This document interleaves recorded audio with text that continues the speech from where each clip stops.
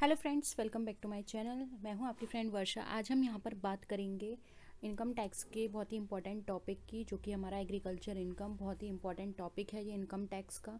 और इससे एग्जाम में बहुत सारे क्वेश्चंस जो हैं वो पूछे जाते हैं। तो स्टार्ट करते हैं। अगर आप चैनल पर नए हैं तो प्लीज़ चैनल को सब्सक्राइब कर लीजिए, साथ ही साथ बेल आइकन पर क्लिक भी जरूर कीजिए ताकि आने वाले वीडियो का नोटिफिकेशन आप तक पहुँच जाए। स्टार्ट करते हैं वीडियो को। क्वेश्चन है हमारा, विच of the following is not included in net agriculture income? Income from growing flowers, rent of agriculture land for agriculture work, income from purchasing of standing crop, income from agriculture work. बताइए।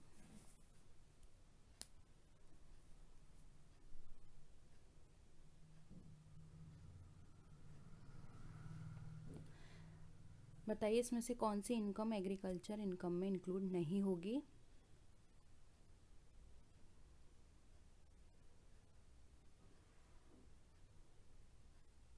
देखिए, जब कभी भी हम agriculture income को calculate करेंगे तो ये यहाँ पे ज़रूरी हो जाता है कि जो भी एग्रीकल्चर लैंड है वो इंडिया में लोकेटेड हो और इसका जो प्राइमरी और सेकेंडरी एग्रीकल्चर वर्क है वो उस पर हुआ हो। अगर यहाँ पर ऑप्शंस की बात करें तो थर्ड ऑप्शन देखिए, income from purchasing of standing crop. अब यहाँ पर क्या है, कोई भी क्रॉप है जो कि परचेज़ की है आपने। अब यहाँ पर उस पर आपने कोई भी ना तो प्राइमरी वर्क किया है ना आपने कोई सेकेंडरी वर्क किया है।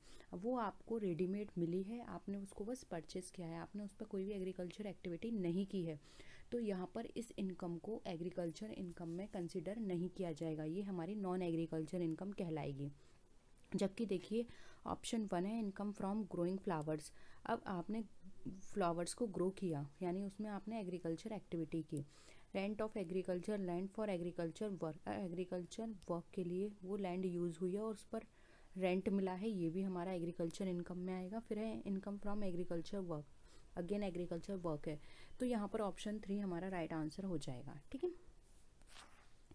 नेक्स्ट है नॉन एग्रीकल्चर इनकम इंक्लूड्स। अब नॉन एग्रीकल्चर इनकम में क्या क्या चीज़ इंक्लूड नहीं की जाती है, वो सॉरी कौन सी है इसमें। ठीक है, income from sale of wild grass, income from fisheries, in royalty income of mines, या ऑल ऑफ दी अबव। बताइए नॉन एग्रीकल्चर इनकम कौन सी है इसमें से, या सारी हैं?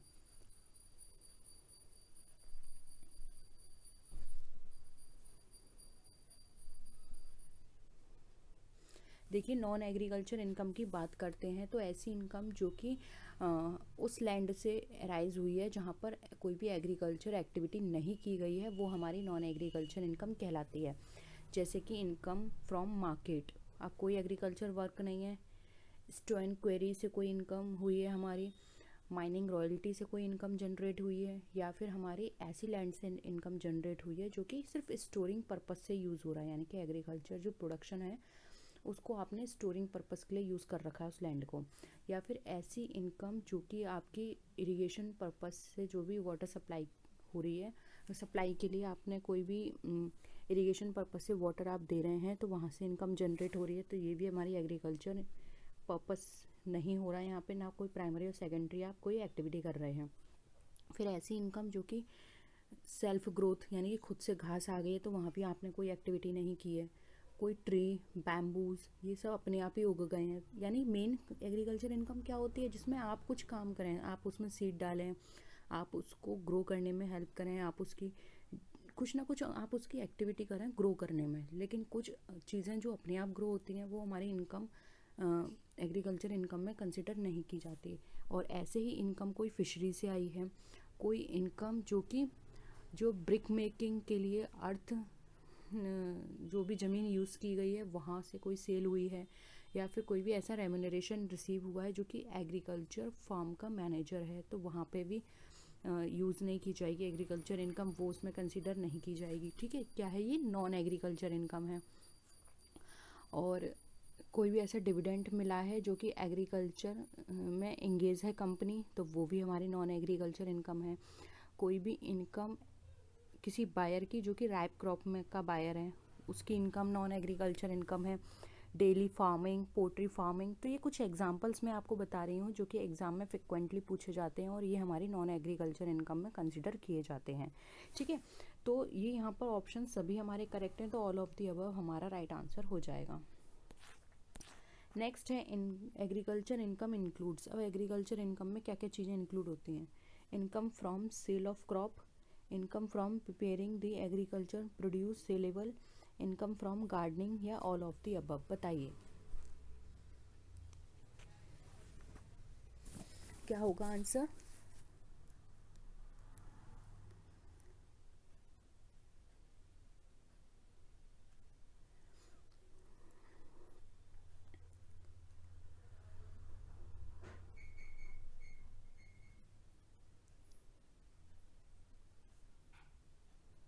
देखिए, एग्रीकल्चर इनकम वो इनकम होती है जिसमें आपने कोई भी एग्रीकल्चर एक्टिविटी करी है और वहाँ से आपको कोई इनकम जनरेट हुई है। ठीक है, अब देखिए, कल्टिवेटिंग एग्रीकल्चर लैंड से कोई इनकम राइज हुई है, या फिर आपने कोई भी एग्रीकल्चर प्रोड्यूस की चीज़ उसको आपको सेलेबल बनाने के लिए, तो वहाँ से इनकम जनरेट हुई है।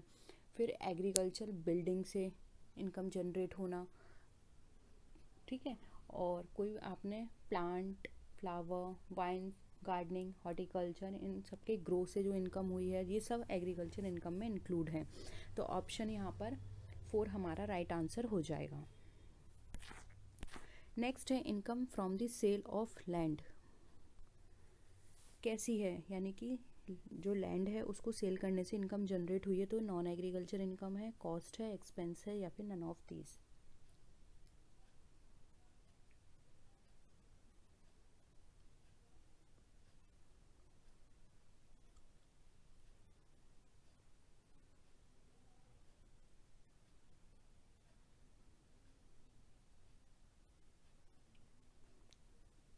देखिए, लैंड जो होती है हमारी परमानेंट एसेट होती है और इससे कोई भी इनकम जनरेट हुई है तो वो एग्रीकल्चर इनकम है, जहाँ पर क्रॉप को कल्टीवेट किया गया है उस लैंड पर, और वो लैंड हमारी, ये ज़रूरी है कि इंडिया में हो। ठीक है, इंडिया में होना उस लैंड का बहुत ज़रूरी है, और उसको सेलिंग, उसके सेलिंग से कोई भी इनकम जनरेट हो रही है तो वो हमारी कैपिटल इनकम है, और उसको हम नॉन एग्रीकल्चर इनकम में कंसिडर करते हैं। तो ऑप्शन यहाँ पे 1 हमारा राइट आंसर हो जाएगा। नेक्स्ट है which of the following is agriculture income under income tax act.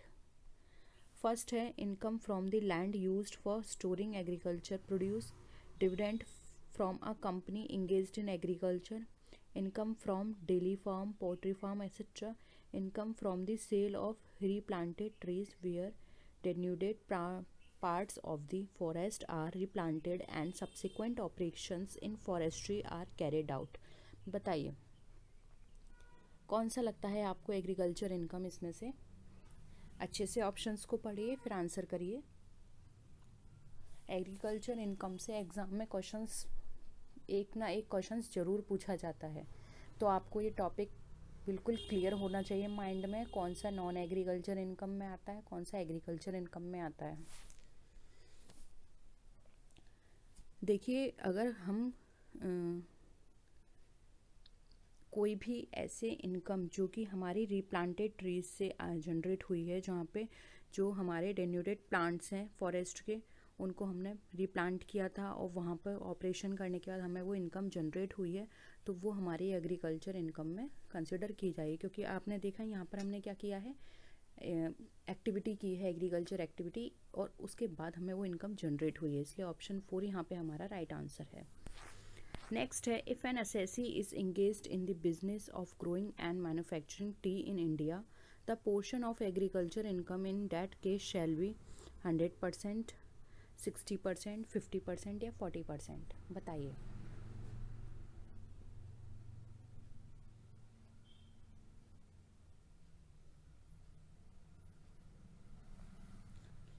क्या होगा? देखिए, इनकम टैक्स एक्ट में ये बताया गया है कि अगर कोई टैक्स पेयर या कोई भी असेसी कोई ऐसा बिजनेस करता है इंडिया के अंदर टी का, जिसकी ग्रोइंग भी कर रहा है और मैन्युफैक्चरिंग भी कर रहा है, तो 60% उस इनकम को कंसिडर किया जाएगा एग्रीकल्चर इनकम और 40% नॉन एग्रीकल्चर इनकम किया जाएगा। लेकिन अगर वो सिर्फ ग्रो करता है, मैन्युफैक्चरिंग नहीं कर रहा है, तो उस केस में 70% उसकी इनकम एग्रीकल्चर इनकम मानी जाएगी और 30% नॉन एग्रीकल्चर इनकम।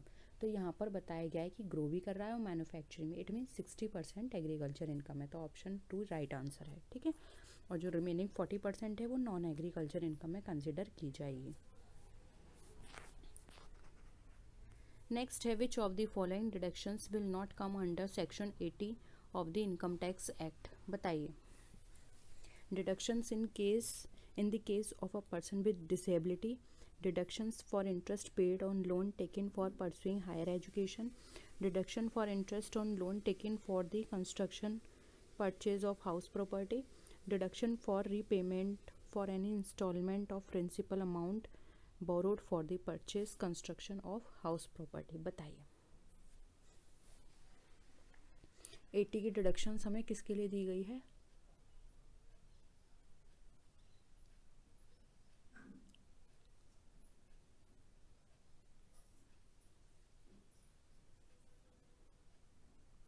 देखिए, जब भी आप 80 की डिडक्शंस पढ़ेंगे 80C से 80U तक की, तो वो हमारी डिसेबिलिटी के लिए है, हायर एजुकेशन के लोन के लिए है, और प्रिंसिपल अमाउंट कोई भी आपने लोन लिया है उसके पेमेंट के लिए है, वो हमने जैसे हाउस प्रॉपर्टी या कंस्ट्रक्शन के लिए लिया हो। ठीक है, लेकिन इसमें कहीं भी हमारे डिडक्शंस ऐसे इंटरेस्ट के लिए बात नहीं करती जो कि हमारा हाउस प्रॉपर्टी के कंस्ट्रक्शन और परचेज से हो। इसलिए हमारा यहाँ पर ऑप्शन जो है वो हमारा यहाँ पे ऑप्शन 3 राइट आंसर हो जाएगा, क्योंकि कभी भी 80C और 80U के अंदर हमें डिडक्शन जो है वो किसी भी कंस्ट्रक्शन या किसी भी प्रॉपर्टी को परचेस करने में लोन के ऊपर जो इंटरेस्ट दी जा रही है उसके लिए नहीं दी जाती है। ठीक है, तो ऑप्शन 3 यहाँ पे हमारा करेक्ट आंसर है। नेक्स्ट क्वेश्चन है, any amount of money received in excess of rupees 50,000 without consideration is fully taxable in the hands of individual and HUF, individual HUF and company या all assessee। बताइए क्या होगा?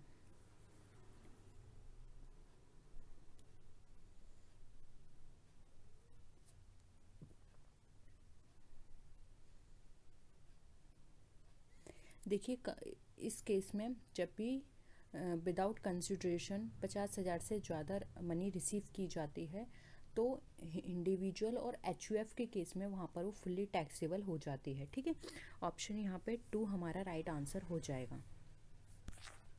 Next है, agriculture income is exempt from tax under the following section of the income tax act. बताइए agriculture income, ये तो अब आपको पता चल गया कि एग्जेम्प्ट है। अब ये किस सेक्शन के अंदर बताया गया है आपको ये बताना है, और ये क्वेश्चन सेक्शंस वाला पूछा जाता है, तो याद रखिएगा एग्रीकल्चर इनकम किस सेक्शन में डिफाइन की गई है। सेक्शन 15, सेक्शन 6, सेक्शन 10 या सेक्शन 10 सब सेक्शन 1। बताइए।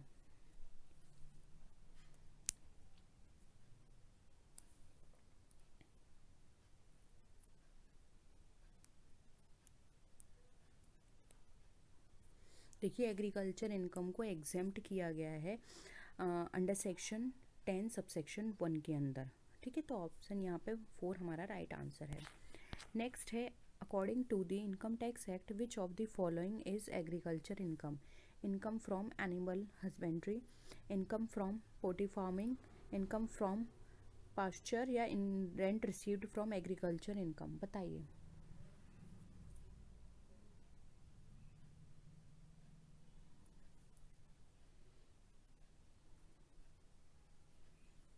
अभी हमने स्टार्टिंग में डिस्कस किया था कि एग्रीकल्चर इनकम वो इनकम होती है जहाँ पर एग्रीकल्चर कोई भी एक्टिविटी की गई हो। ठीक है, या वहाँ पे एग्रीकल्चर एक्टिविटी हो रही हो। अब animal husbandry, poultry farming of पाँचों, यहाँ पे कहीं भी जो एग्रीकल्चर एक्टिविटी है प्राइमरी एंड सेकेंडरी किसी भी तरह की नहीं की जा रही है, लेकिन एग्रीकल्चर लैंड पे कोई भी रेंट रिसीव्ड हुआ है तो यहाँ पर ये हमारा एग्रीकल्चर इनकम में कंसिडर किया जाएगा, इसलिए ऑप्शन 4 हमारा राइट आंसर हो जाएगा। नेक्स्ट है, the amount received from the sale of agriculture land will be capped in category of income of the following. बताइए किस कैटेगरी में रखा जाएगा?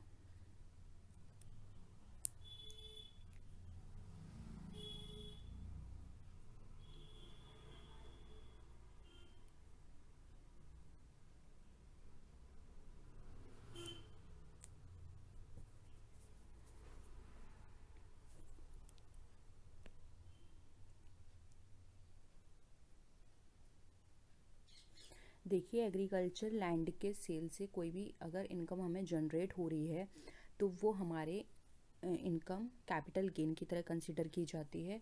और अगर एग्रीकल्चर लैंड जो है वो रूरल एरिया में इंडिया के अंदर है तो उसको हम कैपिटल असेट की तरह कंसिडर नहीं करते हैं। अर्बन एग्रीकल्चर लैंड को हमेशा कैपिटल असेट की तरह ट्रीट किया जाता है। ठीक है, तो यहाँ पर ये एक नोट की तरह है तो आप याद रखिएगा। तो यहाँ पर राइट आंसर हो जाएगा, ये हमारा कैसा है, कैपिटल गेन। ऑप्शन 3 यहाँ पे हमारा राइट आंसर है। नेक्स्ट है the income of rent received from agriculture land is agriculture income, casual income, business income या इनकम फ्रॉम ऑपरेशन प्रोफेशन। बताइए।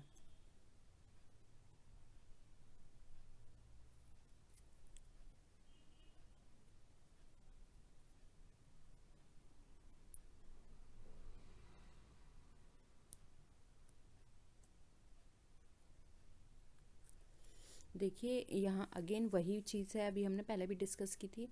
एग्रीकल्चर लैंड से कोई भी इनकम जनरेट हो रही है, फिर वो चाहे रेंट के फॉर्म में हो, तो उसको एग्रीकल्चर इनकम माना जाता है। क्योंकि जब कोई पर्सन किसी को एग्रीकल्चर लैंड को यूज़ करने का राइट देता है तो वहाँ पर वो एग्रीकल्चर एक्टिविटी कर रहा है। ठीक है, यानी कि एग्रीकल्चर एक्टिविटी तो हो रही है किसी और पर्सन के द्वारा, तो और रिटर्न में उसको क्या मिल रहा है, रेंट, इसलिए वो इनकम उसकी एग्रीकल्चर इनकम में कंसिडर की जाती है। इसलिए ऑप्शन 1 यहाँ पे हमारा राइट आंसर है। ठीक है, तो होप यहाँ पे एग्रीकल्चर इनकम से रिलेटेड सारे क्वेश्चंस क्लियर हैं। एग्रीकल्चर इनकम क्या क्या है, एग्रीकल्चर इनकम में क्या नहीं आता है, सेक्शन कौन सा है, सेक्शन है इसमें 10 सब सेक्शन 1। तो आई होप ये चैप्टर आपको पूरा क्लियर हो गया है। फिर भी किसी क्वेश्चन में डाउट लगता है तो आप नीचे कमेंट सेक्शन में बता सकते हैं और अपने फ्रेंड्स के वीडियो को शेयर कीजिएगा। नेक्स्ट वीडियो में आपसे फिर मिलेंगे, तब तक के लिए टेक केयर, बाय बाय।